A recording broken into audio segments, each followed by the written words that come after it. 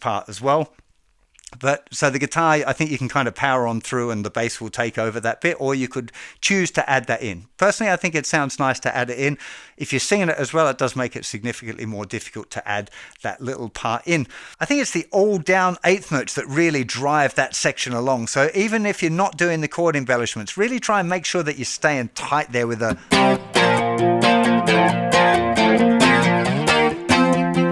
Really feeling it.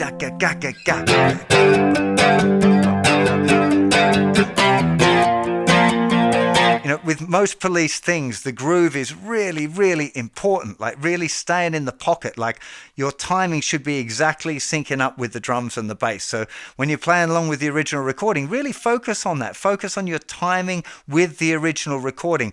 If you practice that sort of stuff, you absorb what we call the time feel, which is these kind of slight changes to the metronomic perfection that make things sound groovy and cool. And Stuart Copeland, incredible drummer, like one of the greatest ever. And his time feel, like I feel it when I'm playing along with this track earlier today. I'm like, this is so much fun to try and lock into that pocket with him. I should mention as well, there's an incredible live version on the Police's own YouTube channel. Don't know how to describe it. I'll see if I can remember to add a link in the description.